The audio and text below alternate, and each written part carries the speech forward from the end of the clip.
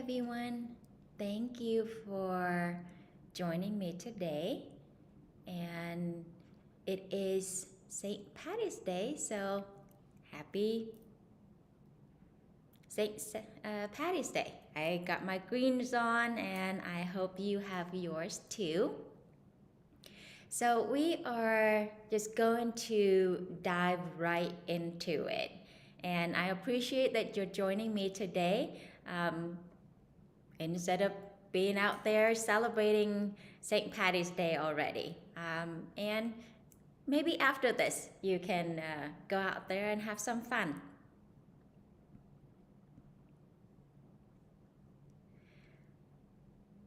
So let's dive into today's topic. How do you identify and deal with high conflict personality? I think we all probably have at least one person in our lives who has high conflict personality. Maybe that person could be you. Just kidding. But in all seriousness, we are looking at patterns and not occasional disputes that you don't like and then label them as high conflict people. There's a history and consistency of conflicts happening across different settings and relationships. Here are some characteristics you have to look for to determine who is that high conflict person in your life. Number one, intense emotional reactions. This occurs when a person shows a lot of anger, irritation, and even rage over a small mistake or situation. They might not handle their emotions well, which indicate a lack of emotional regulation. Their reactions are hard to predict, which can make family, friends, even co-worker be extra careful around them in order to avoid triggering anything in them. For example, if you suggest a different way of doing a task, a high conflict individual might think that you are questioning their skills or competency and get really angry with you. Or if you casually mentioning something like the dishes are piling up, you might get, stop with your nagging already. You are never satisfied. Number two is blaming others. There is a tendency of blaming others when things go wrong. Instead of looking at what they could have done differently, they might say someone else caused the problem to avoid admitting that they have made a mistake or because they don't want to look bad. For example, if a deadline is missed, they might say it's because you didn't give them enough time, even though they were procrastinating and didn't tell you that they were not able to meet the deadline. Number three is persistent disagreements. People who argue a lot sometimes find it hard to let go and move on, even when they are trying to solve the problem. They might want to win more than they want to solve the issue. This can make small issues turn into big argument and can be difficult to get along with.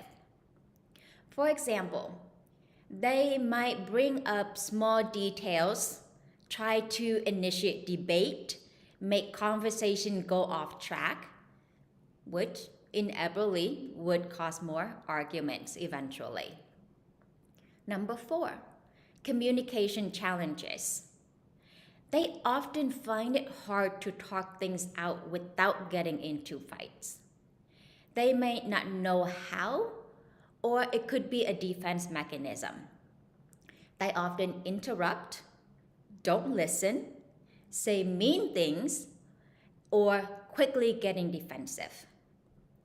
This makes it tough to talk to one another and understand each other. Number 5 is lack of empathy. Not understanding or caring about how other people feel can make things go south really quick. Sometimes people are so focused on their own problems that they can't see things from someone else's perspective.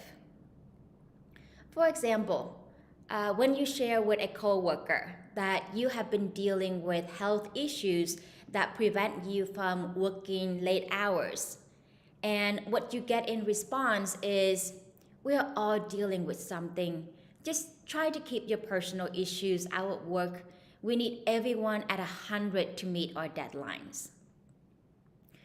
Or if you share with your significant other about your stress and challenges at work, and what you got is, "You think you got that bad? My job has been hectic for months, and you don't hear me complaining. So just deal with it and stop making it everyone else's problems." This kind of reactions can leave a bad taste in your mouth. And it is a lot to manage when it comes to dealing with high conflict individuals. And imagine this is something that you might have to do on a regular basis. It can make you feel very emotionally drained. So let's take a look at some tools and techniques to help make it easier for you to deal with high conflict people. Number 1 is setting boundaries. Setting boundaries mean making a clear rules to keep yourself feeling good while still keeping a healthy relationships. It's about creating a fence to prevent others from stepping too much into your personal space. This means deciding what kind of messages you are okay with, what subject you're willing to talk about, or setting specific times for communication.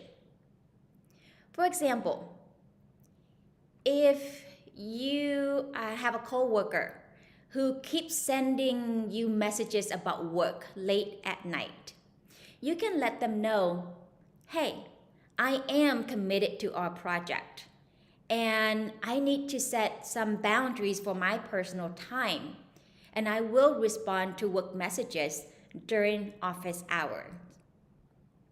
And make sure to hold yourself to that. Number 2 is picking your battles wisely. This means knowing when to respond and when it is better not to. Not every challenge needs your reaction. By choosing what you respond to, you save your energy for things that really matter and keep things from blowing up over small stuff.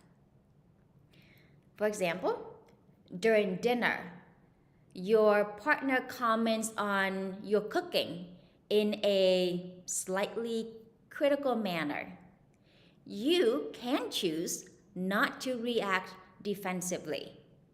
Instead, you can acknowledge the comment with a simple "thanks for the feedback" and shift the conversation to a more positive direction, preserving peace for the evening. Number 3, using calm and neutral communication. This means staying cool and talking about the issue, focusing on the facts rather than feelings. For example, if you are arguing with someone in your family about planning a holiday, staying calm and saying something like, "I hear what you're saying. Let's look at all of the options and find a solution that works best for all of us. Number 4 is focusing on solutions, not blame. Instead of blaming each other when something goes wrong, it is better to work together to find a solution. This helps everyone gets along better and solve problems without getting into heated arguments. And even if someone tries to blame you, remember, it is more important for you to look for the desired outcome that you want to have and figure out how to fix the problems now. For instance, you are in a group project and a mistake is discovered. Instead of blaming, you can say, let's not focus on who made the mistake. What matters is how we fix this and stop it from happening again. Any ideas? This fosters a positive environment where people can learn from the mistakes without being scared. And number 5 is seeking support. When dealing with high conflict people, it might be a good idea to get some help. This could be someone you look up to, getting both sides to talk to someone neutral to sort things out. Watching this, getting professional help can give you new ideas on how to deal with tough conversations. Now, generally speaking, I don't think emotional cutoff is a healthy strategy. That said, there are times when it might be necessary to create some distance, put a pause, or end a relationship.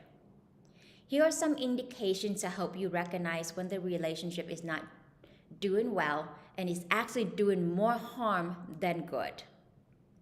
Number 1, constant stress and anxiety.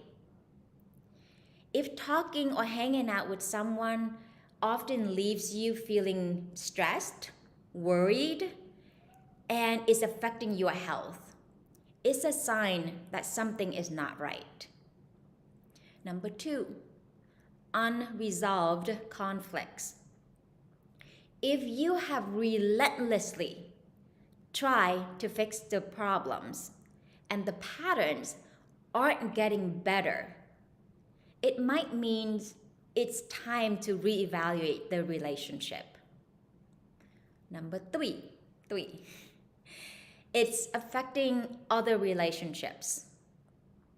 If issues with one person are starting to mess up your relationship with family, friends, and other people in your life, it might be time to set some stronger limits with your boundaries.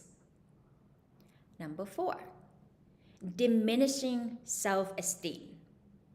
If dealing with someone often leaves you feeling bad about yourself, it leaves you feeling less confident and questioning your sense of worth, identity, your sense of self. That's a sign that the relationship isn't healthy. Healthy relationships help you grow and bring out the best in you, not the worst. Number 5, holding you back. If being with someone is stopping you from reaching your goals or being happy, it's important to really consider if this relationship is worth it. This isn't just about how you feel you see things. It's about the actual negative stuff they might be doing or saying to you. Now, letting go of a relationship is a serious decision that I don't take lightly. And I hope you don't either. So think about it carefully. And if you are considering it, Here are some suggestions I have for you. Number one, self-reflection. I would highly encourage you to spend a lot of time thinking deeply about the good and bad parts of the relationship. Ask yourself if you have tried to set clear boundaries and have done your part in trying to resolve the issues and building the relationship in a healthy manner. Number two, seeking advice. Talk to people you trust, like family, friends, or even experts, to get their honest opinions and hopefully objective.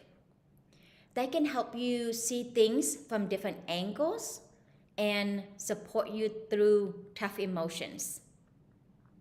Number three, gradual distance. Sometimes slowly creating space is better than a sudden break, especially if things might get heated. If you have tried setting boundaries and they are not respected, that's a sign. For instance, if you say you need space and the other person doesn't listen and keeps pushing, it's usually a red flag. Number four, communication clearly, or communicate clearly your intention and decision. If you decide to distance yourself or end a relationship, communicating your decision clearly is crucial. Be honest and kind when you explain your reasons. You might want to say, I have spent a lot of time thinking about our relationship, and I believe it is best for my well-being to take a step back. This helps ensure both parties understand the situations and hopefully reduces misunderstandings or further conflicts. Number five is develop a support system. During and after the process of distancing or ending a relationship, having a support system in place is essential. Reach out to families, friends, or join a support group where you can share your thoughts, feelings, and experiences. This network can offer you the emotional support you need and remind you that you are not alone in this journey. And remember, making a decision like this isn't easy. And it's okay to take a lot of time to figure out what is best for you. So try that and subscribe for more.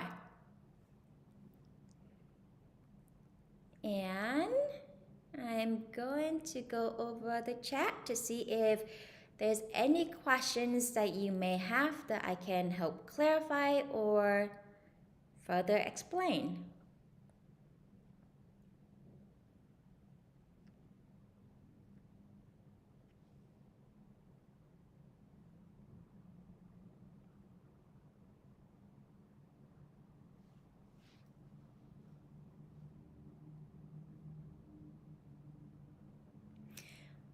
Well, there's usually a little delay between you typing and I getting it.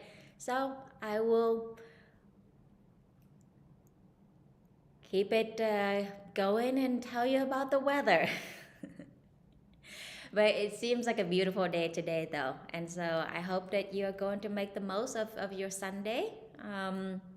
If you have something planned or maybe some celebrations for St. Patty's Day, and maybe you can make some Irish wish. I heard it's a big deal and it's a real thing, and it doesn't hurt to have some wishes, right? If it's come true, it's an amazing thing. So Here's a question from Eric. Are there any easy red flags for identifying high conflict people before starting a relationship with someone?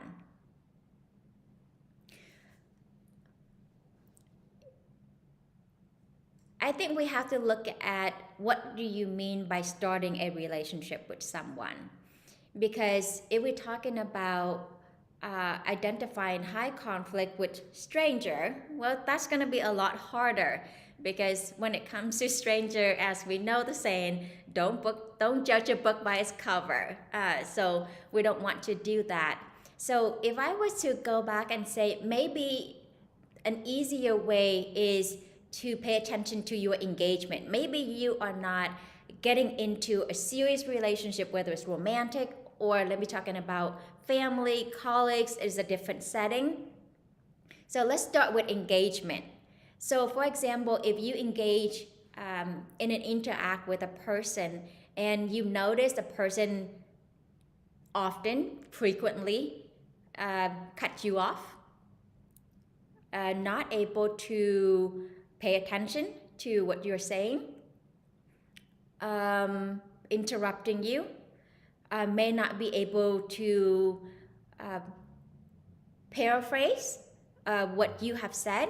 Usually those are indications that whether the person is not able to have active listening, which is part of the healthy communications. And sometimes because you're not paying attention, you're not hearing, then you misunderstand. You may say something that may be off-putting, so that can lead to conflicts or misunderstanding, and ultimately could be argument. That being said, if someone who is often interrupting you and cutting you off, those are good indications that they are not valuing what you're saying or not caring enough to pay attention, and they are more inclined to have what they say to be heard, or more important is they want to talk rather than to listen. And in a relationship, we need to have give and take.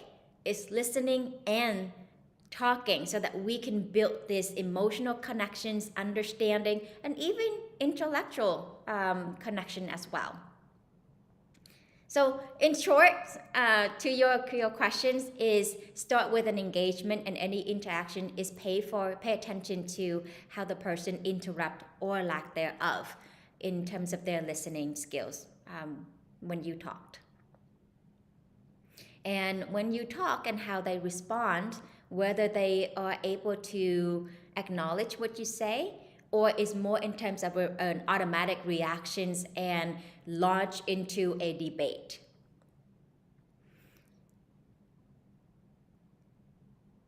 Another question is, in the first characteristic of a high conflict person, if the emotional reaction is expected and not unknown, does that still make the person high conflict?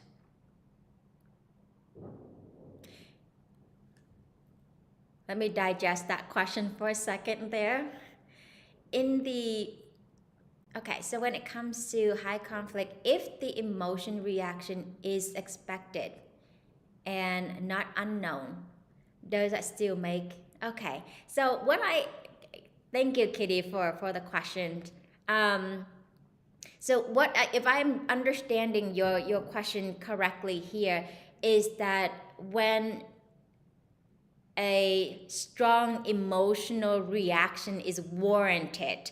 For example, if someone slap you, again, I'm not proponent or advocating for physical in any way, but I'm exaggerating here. So, for example, if someone decides to slap you or call you names, yes, is that warranted for you to react in a strong way? Or let's say, for example, you've said something 5 times and the person doesn't take it in, keep asking you the same thing over and over again, even though you have repeated yourself multiple times, I can understanding that there is an inclination because to have a strong emotional reactions because it is frustrating.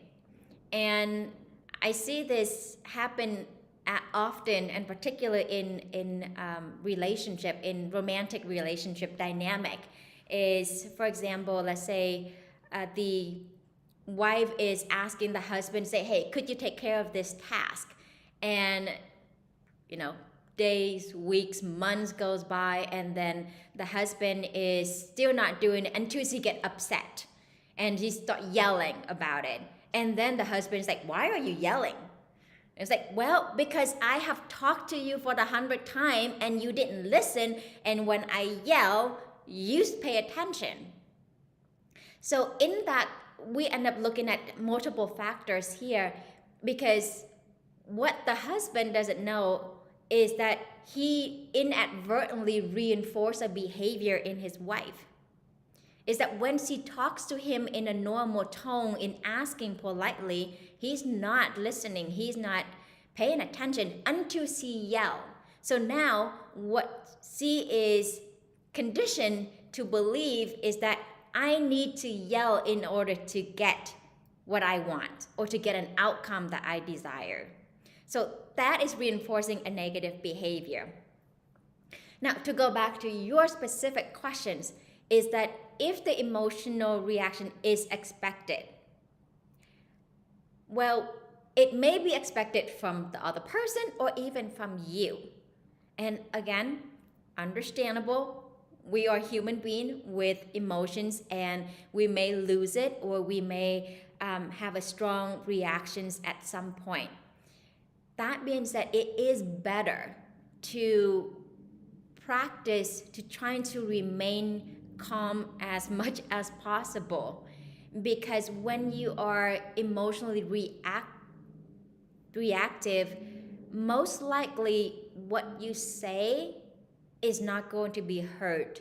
And so if you want to have that sort of knee-jerk reactions so that people can see how serious you are, yeah, that may be effective, but if you want to get your message across, most likely it's not going to land when you are highly emotionally charged in a situation.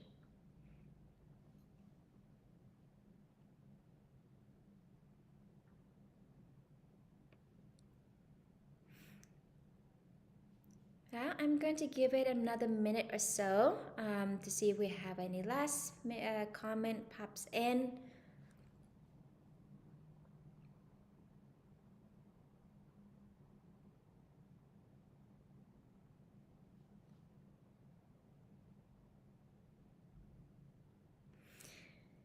All right, everyone. Thank you so much again for joining me today. I hope you have some takeaways and try it, apply it, and give me your feedback. Let me know if it works or if it doesn't. One last question. Do you need all 5 characteristics to be labeled as a high conflict? We are looking at those are not the definitive 5. So those are some of the characters, but generally speaking, you don't need all 5. Sometimes it's more, sometimes it's less. It depends, and we don't want to make anything as an absolute, really. And also, just because someone who may have a one-off situation, because we all have bad days. And so if that happens, we don't want to say, oh, this is someone who is a high conflict individual, even though they may exhibit all 5 traits all at once. But if it's a one-off, then it's a different story. So again, we want to look for patterns. Well, thank you so much, everyone, for joining me. And I hope you have a wonderful Sunday. Go out there, make some Irish wish, and I hope that it will come true. And I look forward to seeing you next week.